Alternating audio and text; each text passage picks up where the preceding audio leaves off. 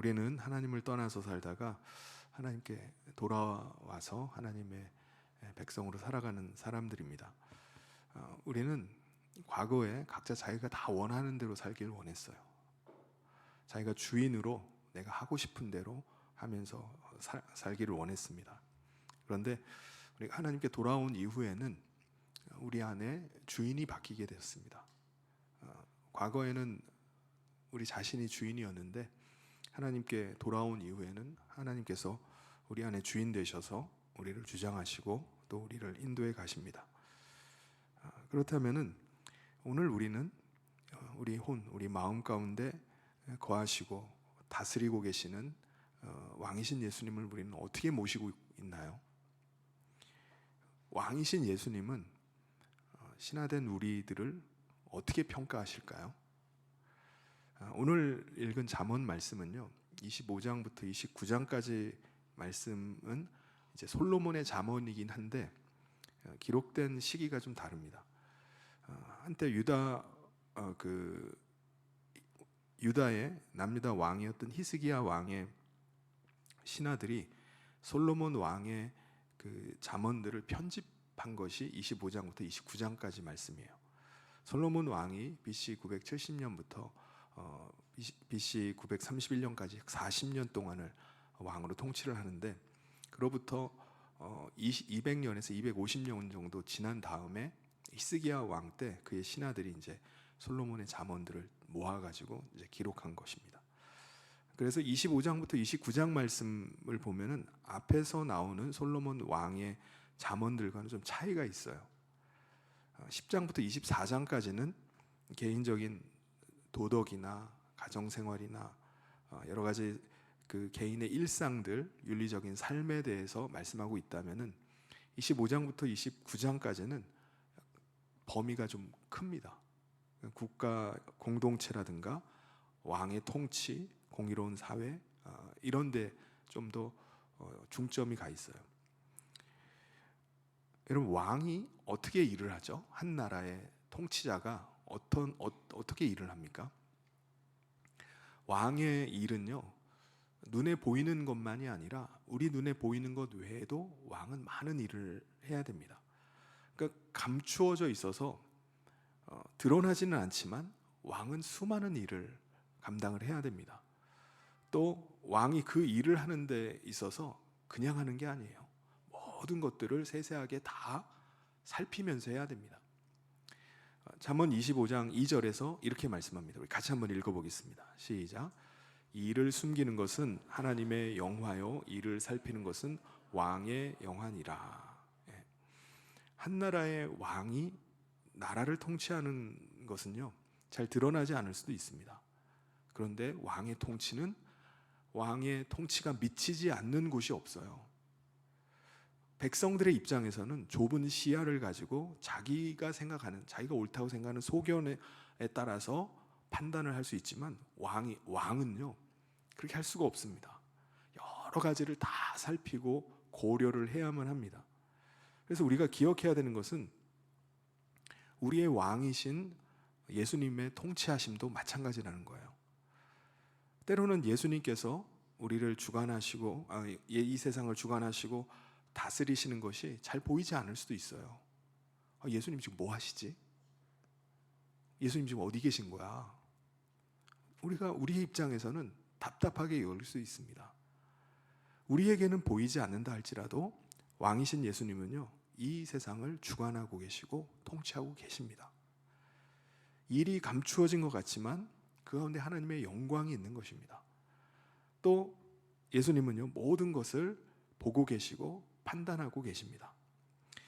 예수님의 그 통치하심과 다스리심을 우리 입장에서는 이해하지 못할 수도 있어요. 왜냐하면 우리의 보는 시야가 좁기 때문에 그렇습니다. 제한되어 있기 때문에 그래요. 그래서 하늘의 높음과 땅의 깊음 같이 왕의 마음을 헤아리지 못할 때가 있습니다. 그것을 3절에서 말해요. 우리 같이 한번 읽어보겠습니다. 시작. 하늘의 높음과 땅의 깊음 같이 왕의 마음은 헤아릴 수 없느니라. 왕이 통치하는 이 나라라는 이 범위는요, 개인적인 차원의 작은 뭐 조직이나 단체가 아니에요. 그러므로 한 나라를 다스리는 일은 개인이 조직을 이끌어가는 것과는 차원이 다른 겁니다. 왕은 여러 가지 일들을 다 알아야 되고 판단을 해야 됩니다. 모든 일들은 백성들이 생각하는 것보다 훨씬 더 커요. 그리고 높고 또 깊은 숙고를 해봐야지 되는 일들입니다. 그리고 판단하는 것도 쉽게 판단해서는 안 돼요. 아주 신중하게 해야 됩니다. 왕은 내가 다스리는 이 본국만 생각하는 게 아니라 다른 나라와의 관계, 외교 관계도 따져봐야 돼요. 또 한 가지 정책을 펴는 데 있어서 이 정책이 주는 긍정적인 효과뿐만 아니라 이것으로 인해서 파급될 부정적인 반대급부도 생각을 해봐야 됩니다. 이득을 보는 쪽이 있으면은 또 손해를 보는 쪽이 있다는 것을 알고 그것도 고려를 해야 됩니다. 그래서 여러 가지 것들을 동시에 보고 그것을 판단을 해야 됩니다. 단순히 감정을 가지고 좋은 뜻을 가지고만 이 일을 처리할 수가 없는 겁니다. 그래서 어떤 일이든지 왕은요 아주 신중을 기하면서 생각하고 판단을 합니다. 그러므로 백성의 입장에서는 이 왕의 마음을 다 헤아릴 수가 없어요. 우리 왕이신 예수님도 마찬가지예요. 우리가 하나님의 뜻을 다 알 수가 없습니다. 우리가 알지 못하는 것을 하나님은 알고 계시는 겁니다. 그러면 우리가 기도할 때 어떻게 해야 되죠? 하나님께서는요 우리가 보지 못하는 것을 보고 계시면 우리가 알아야 돼요. 우리가 알지 못하는 것을 생각하고 계신다는 것을 우리가 기억을 해야 됩니다. 때로는 우리가 기도할 때 우리 입장만 가지고 기도할 때가 있어요. 내 소원 이루어달라고 구하는 거예요. 이게 내 소원입니다. 내 입장에서는 이게 정말 간절한 거예요. 그래서 요구를 해요. 또 그것도 빨리 응답해달라고 합니다. 지금 당장 내놓으라는 거예요. 하나님의 뜻이 있고 하나님의 계획이 있음에도 불구하고 우리는 우리의 뜻을 이루어달라고 요구를 하는 겁니다. 우리의 뜻을 관철시키기 위해서 때로는 막 협박주로 기도할 때도 있어요. 이거 안 해주시면 안 됩니다. 다급합니다. 그런데 우리는 왕이신 예수님은요 우리가 보지 못하는 것을 보고 계시고 알지 못하는 것을 알고 계심을 우리가 기억을 해야 됩니다. 그래서 기도함으로 우리의 뜻만을 주장하고 펼칠 것이 아니라 하나님의 뜻을 구하는 거예요. 예수님께서 지금 우리를 향한 계획이 무엇인지를 구하는 겁니다. 그리고 그 뜻을 이루기 위해서 기도하는 거예요. 그게 우리의 기도가 돼야 됩니다. 왕은요 나라의 국사를 돌보는 데 있어서 아주 중요한 것 중에 업무 중에 하나가 인사입니다. 그러니까 좋은 사람을 적재적소에다가 기용을 하는 거, 이게 아주 중요한, 인사 관리하는 게 아주 중요한 일입니다. 특별히 인사에 있어서 중요한 것은요 안 좋은 사람을 배제하고 좋은 사람을 찾아서 기용하는 겁니다. 예를 들면은 은그릇을 제작을 하려고 해요. 그러면은 좋은 그릇을 만드는 데 있어서 아주 중요한 요소가 뭐죠? 좋은 은 재료를 확보하는 겁니다. 좋은 은 재료를 확보하기 위해서 은을 만들기 위해서 해야 되는 게 뭐죠? 은을 재련하는 거잖아요. 은을 용광로에 넣어가지고 그것을 찌꺼기들, 불순물을 다 제거해내는 겁니다. 이 작업이 아주 중요해요. 그러면 거기서 순은이 나오고 그 만들어진 좋은 재료를 가지고 좋은 은그릇을 만드는 겁니다. 그것을 4절에서 말씀해요. 우리 같이 한번 읽어보겠습니다. 시작. 은에서 찌꺼기를 제하라. 그리하면 장색에 쓸만한 그릇이 나올 것이요. 은장색이죠. 은세공업자를 말합니다. 그 사람이 이제 그걸 가지고 좋은 그릇을 만든다는 거예요. 이와 마찬가지로 왕은 신하들 중에서 나쁜 신하들은 배제하고 좋은 신하들은 다 찾아내가지고 그를 등용해야 됩니다. 그럼 어떻게 되죠? 예를 들면은 왕 앞에서 아첨을 너무 잘 떠는 사람이 있어요. 근데 뒤에 가서는 온갖 왕에 대한 험담을 막 합니다. 그러면 그 신하로 인해서 왕의 권위가 설 수 있겠습니까? 안 돼요.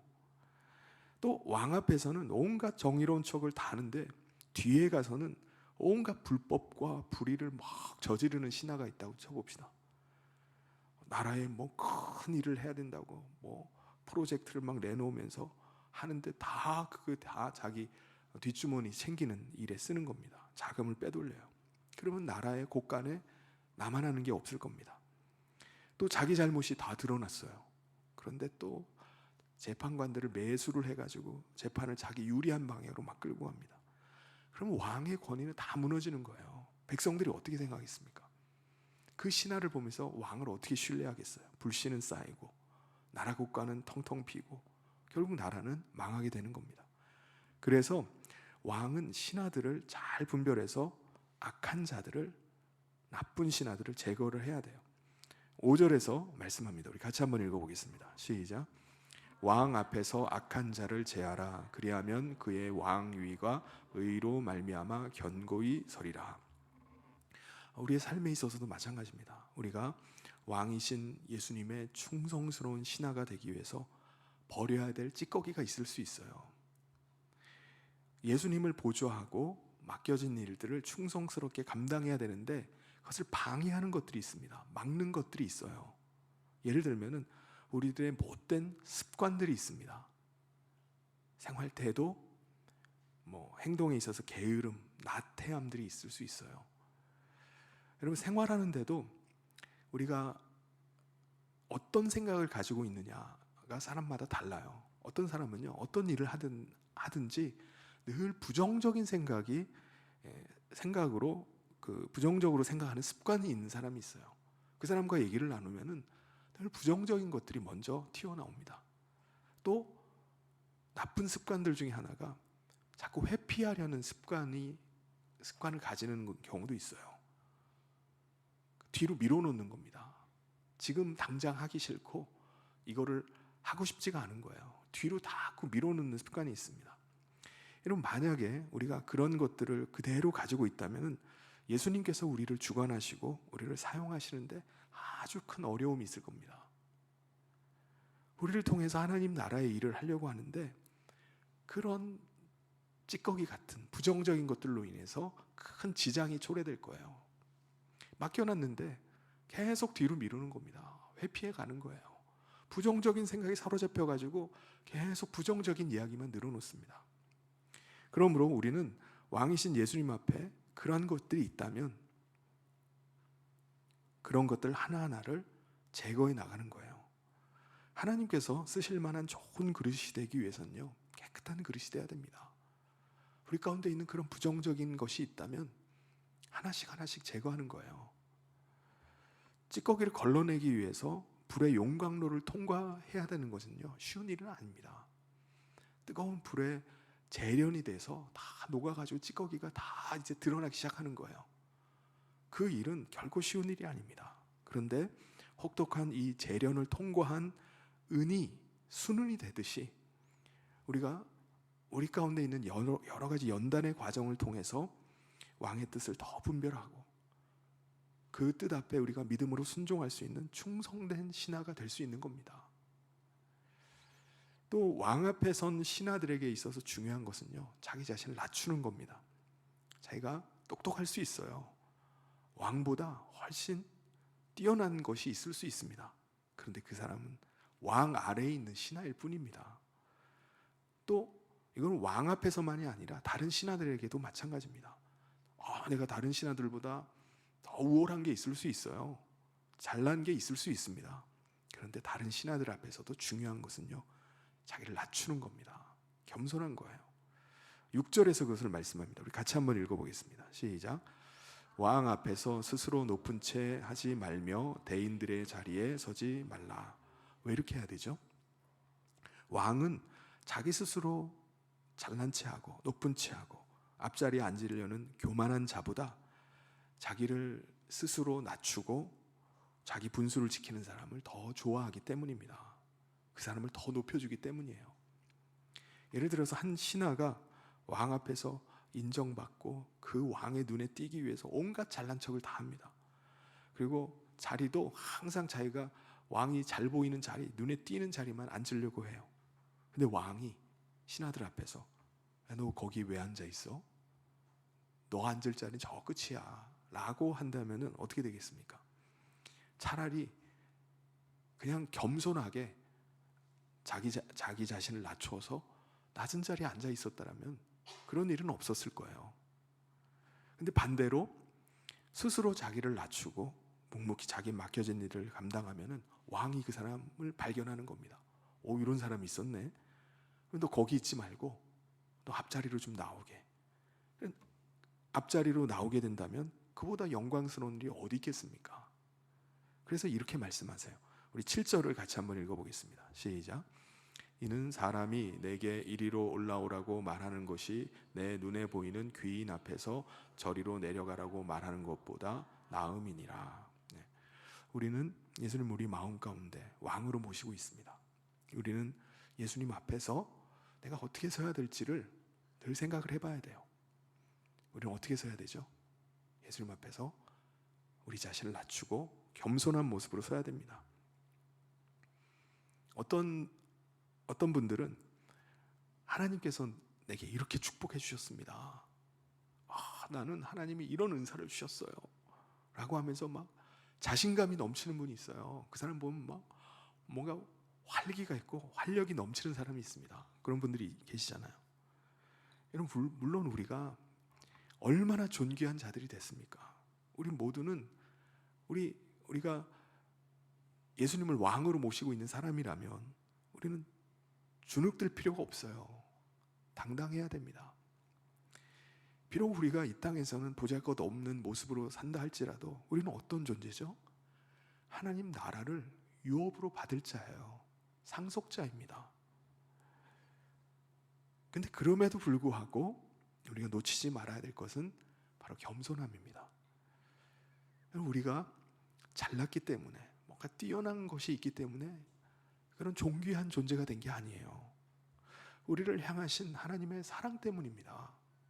예수님께서 우리에게 베푸신 은혜 때문에 우리가 그런 존귀한 존재가 된 거예요. 하나님 나라를 유업으로 받을 상속자가 된 것입니다.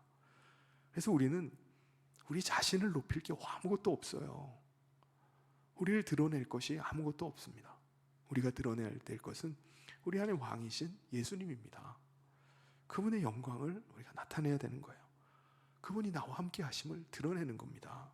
그럴 때 예수님께서 우리를 높여주십니다. 또 왕 앞에서 신하는요, 조심할 게 있습니다. 그것은 자기의 감정이나 자기의 판단을 잘 조절해야 된다는 겁니다. 왜 그렇죠? 우리가 똑똑하고 우리가 모든 것을 다 분별할 수 있는 지혜가 있다 할지라도요, 우리가 다 볼 수는 없어요. 잘못 볼 수 있습니다. 내가 뚫어지게 쳐다봤는데 한쪽 면만 볼 수가 있어요. 사방을 다 볼 수가 없잖아요. 한쪽 면만 보고서 그것을 판단할 수 있습니다. 그래서 쉽게 판단 내리고 속단을 하면요, 잘못된 결과를 초래할 수가 있습니다. 또 그것으로 인해서 우리의 감정을 쉽게 드러내서도 안 돼요. 그래서 이렇게 말씀합니다. 우리 8절을 같이 한번 읽어보겠습니다. 시작. 너는 서둘러 나가서 다투지 말라. 마침내 내가 이웃에게서 욕을 보게 될 때에 내가 어찌할 줄을 알지 못할까 두려우니라. 우리가 이 세상 사는 동안에 그런 일들이 비일비재하게 일어나요. 사람들과 함께 살면서 사람들이 생각이 다 다르잖아요. 또 똑같은 걸 보면서 의견이 다 다릅니다. 입장이 다 달라요.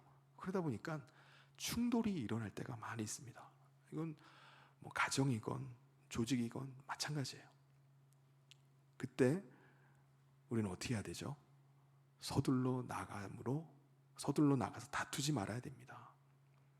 너무나 쉽게 화를 내거나 아직 상황을 파악하지도 않고 비판과 비난이 먼저 나가서는 안 돼요. 어떤 분은 조금만 이래도 자기의 감정을 막 확 드러내는 분들이 있습니다. 일단 화부터 내는 경우도 있어요.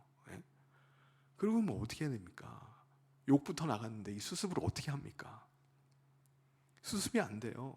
그로 인해서 어려움이 빠지기도 하고 또 그 사람과 관계가 멀어지고 심하면 완전히 깨져버리기도 합니다. 말 한마디 때문에 이 관계가 깨져버리는 거예요. 우리는요, 우리가 주관하고 우리가 결정하는 게 아닙니다. 우리를 주관하고 우리를 인도하시는 분은 누구죠? 우리 왕이신 예수님입니다. 우리는 이것을 믿어야 돼요.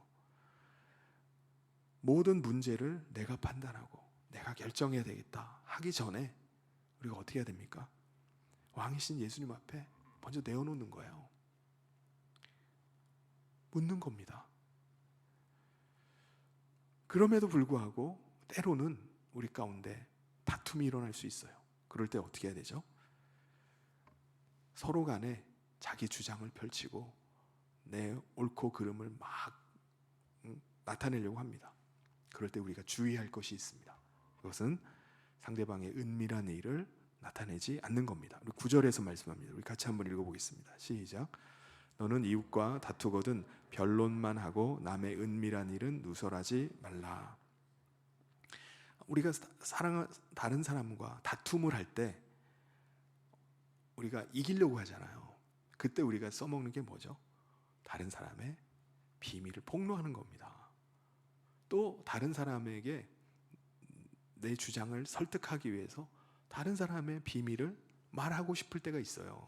근데 그렇게 해서는 안 된다는 겁니다. 다른 사람과의 갈등 상황에서는요, 더 주의를 해야 돼요. 평상시에도 물론 주의를 해야 되지만 다툼이 날 경우에는요, 상대방의 약점, 사적인 비밀, 이거는 반드시 지켜줘야 되는 겁니다. 상대방과 다툴 때 내 입장을 좀 변호하고 자신에게 좀 유리하기 위해서 이 사람 봐라 라고 하면서 다른 사람이 모르는 비밀을, 그 사람의 약점을 막 들추어내는 겁니다. 폭로해서는 안 돼요. 그러면은 상대방과의 관계가 완전히 깨질 수가 있습니다.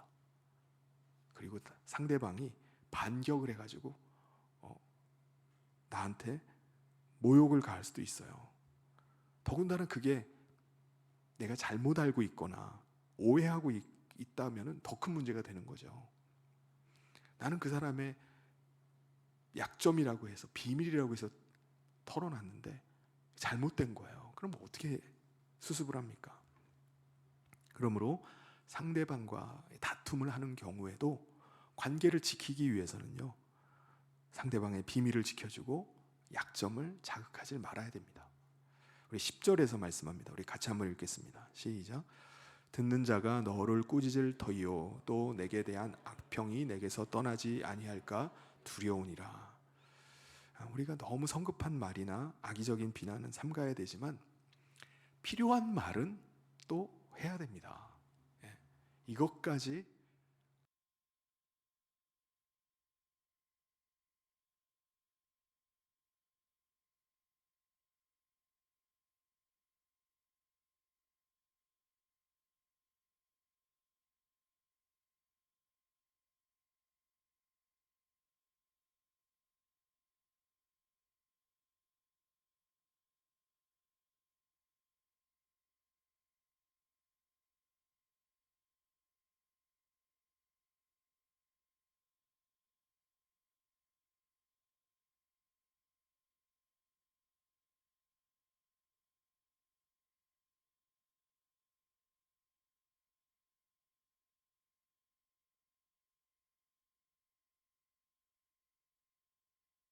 그 사람에게 얼마나 큰 도움이 될지 몰라요.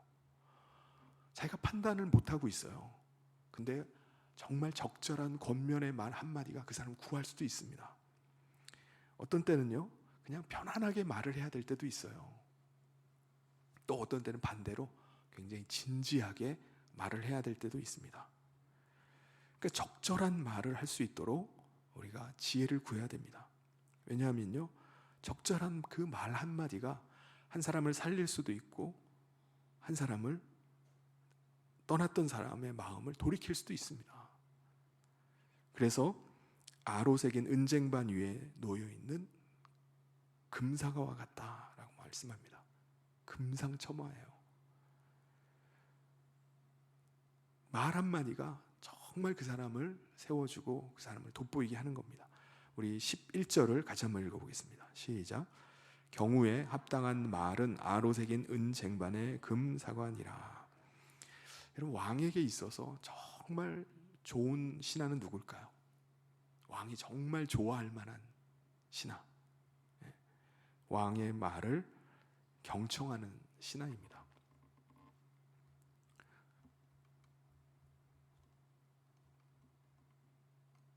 왕의 말을 경청하는 신하입니다. 왕이 말을 해놓고 왕도 잊어버렸어요. 근데 신하가 그걸 기억하고 있는 거예요. 그랬다가 왕에게 왕도 생각하지 못한 때에 그걸 하는 겁니다. 그럼 왕이 얼마나 기쁘겠어요. 야, 이 사람은 나도 잊어버린 걸 어떻게 다 기억하고 있다가 그걸 다 하지? 그 신하를 정말 신뢰하고 좋아할 겁니다. 야, 이 신하는 정말 내 말 한마디에 귀를 기울이고 있구나 라고 생각할 거예요. 여러분, 오늘 우리가 신하된 우리가 왕이신 예수님에 대해서 그의 말씀에 어떻게 해야 될까요?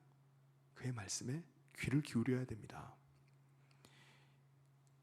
예수님께서 우리 가운데 무엇을 말씀하시는지 그 음성을 듣기를 원해야 돼요. 그리고 우리 가운데 말씀하신 그 말씀을 붙잡는 겁니다. 기억하고 사는 거예요. 여러분, 우리는 늘 우리를 향한 칭찬의 말, 기분 좋은 이야기를 듣기를 좋아합니다. 거기에 귀가 쫑긋해요. 그런데 그 반면에 자기를 나무라는 말, 지적하는 거, 혼내는 거, 그런 건 어떻게 하죠? 그런 듣기 싫어합니다. 귀를 다 닫으려고 해요. 그런데 우리는 우리를 향한 책망이라 할지라도 귀담아 들을 수 있어야 됩니다. 비판이나 책망 가운데도 우리가 배울 게 있어요. 고칠 게 있다면은 성장의 기회가 됩니다. 우리가 더 나아질 수가 있어요. 그래서 정말 슬기로운 사람은 슬기로운 자의 그 책망하는 말, 그것은 청종하는 귀에 금귀고리와 순금 장식 같다고 말씀합니다. 정말 좋은 거라는 겁니다. 그러니까 꾸짖는 것도, 슬기로운 자가 책망하는 것도 그에게 잘 들으면 큰 유익이 된다는 거예요. 금귀고리가 생기고 순금 장식이 있는 게 얼마나 좋습니까? 12절에서 말씀합니다. 우리 같이 한번 읽어보겠습니다. 시작. 슬기로운 자의 책망은 청종하는 귀에 금귀고리와 정금 장식이니라. 자신의 부족한 부분, 깨닫지 못했던 부분들을 지적을 당하면은 뜨끔하죠. 아이고, 이게 또 이런 실수를 했구나. 그런데 기분이 나쁩니다. 또 비난하거나 깎아내리면 기분이 상할 수 있어요. 그러니까 더군다나 또 악의적으로 비난하는 경우도 있잖아요. 그런데 그럼에도 불구하고 우리는 책망이라 할지라도 귀를 기울여 들어야 됩니다. 물론 걸러내야 될 것은 걸러야죠. 남이 비판한다고 해서 모든 비판을 다 받아들일 필요는 없어요. 그걸 마음에 그냥 간직하고서 묵상하고 있을 필요는 없습니다. 걸러야 될 건 걸러야 돼요. 여러분, 잘 경청한다는 것은요, 듣고만 있는 게 아니라 우리 자신의 성장의 기회로 삼는 겁니다. 고쳐야 될 것은 그냥 밀어놓는 게 아니라 즉시 고치는 거예요. 아, 내가 이런 부분이 부족한 면이 있구나, 고쳐야 되는구나 한다면 즉시 하는 겁니다. 내 것으로 삼는 거예요. 나의 성장의 기회로 돌려버리는 겁니다. 그럴 때 우리에게 유익이 되는 겁니다. 청종하는 귀에 금귀고리가 되는 겁니다. 정금 장식이 되는 거예요. 그래서 자신을 더 온전하게 만들고 더 아름답게 만들어주는 것이 바로 슬기로운 자의 책망입니다. 그렇다면 여러분, 지금 오늘 이제 25장 말씀을 쭉 들었는데 여러분은 예수님 앞에서 어떤 신하인 것 같습니까? 충성된 신하인가요? 정말 왕이신 예수님께서 정말 여러분을 신뢰할 만한, 믿을 만한 사람인가요? 정말 충성된 신하는요, 맡겨진 일을 정확하게 해내고 자기가 최선의 일을 최선을 다해서 일을 할 것입니다. 그 사람이 충성된 신하예요. 그런 사람을 볼 때 왕의 마음이 어떻겠습니까? 그 사람은 추수하는 날 얼음 냉수같이 주인의 마음을 아주 시원하게 하는 사람이라고 말씀합니다. 우리 13절 말씀을 같이 한번 읽어보겠습니다. 시작. 충성된 사자는 그를 보낸 이에게 마치 추수하는 날에 얼음 냉수 같아서 능히 그 주인의 마음을 시원하게 하느니라. 오늘 우리는요, 내가 내 삶의 주인인 줄 알았어요. 그렇게 살았습니다. 내가 주인으로 살았어요. 그런데 오늘 우리가 예수님을 말미암아 하나님께 돌아온 이후에 우리는 예수님을 우리의 왕으로 삼고 있습니다. 왕이신 예수님은요, 우리가 보지 못하는 것을 보고 계세요. 우리가 판단하지 못하고 알지 못하는 것을 알고 계십니다. 그러면 오늘 우리는 우리의 모든 지혜와 판단을 주님께 맡기고 나가는 겁니다. 지금도 주님은 완벽한 지혜로 이 세상을 통치하고 다스리고 계십니다. 그래서 그분의 지혜, 그분의 인도하심을 신뢰하면서 나가는 거예요. 내가 주장해야 돼요. 내 뜻대로 해야 됩니다.가 아니라 주님의 선하심과 인자하심이 나를 인도해 주시길 원합니다. 믿음으로 바뀌고 나가는 거예요. 그러므로 우리는 왕이신 예수님의 뜻을 늘 구해야 됩니다. 귀를 기울여야 돼요. 예수님께서 원하시고 예수님께서 기뻐하시는 뜻이 무엇인지를 알기를 원해야 됩니다. 특별히 오늘 우리가 충성된 신하로 주님 앞에 서기 위해서 우리 가운데 있는 찌꺼기, 불순물이 있다면 그것을 제거를 해야 됩니다. 왕이신 예수님께서 우리를 쓰시기에 깨끗한 그릇이 되어야 돼요. 오늘 왕이신 예수님 앞에 오늘 우리 모두가 충성된 신하들로 사자로 서기를 원합니다. 그래서 떼약볕 내리쬐는 그 추수밭에서 주인의 갈증을 씻어주는 한 줄기 얼음 냉수 같은 우리 성도들이 될 수 있기를 바랍니다. 저 사람에게 맡기면 안심이다. 정말 내 사랑하고 내가 아끼는 충성된 종이다 라는 소리를 들을 수 있어야 됩니다. 그래서 우리 왕이신 예수님의 마음을 시원하게 해드리는 그 사람이 바로 오늘 이 자리에 있는 저와 여러분 되기를 주님의 이름으로 축원합니다. 같이 기도하도록 하겠습니다.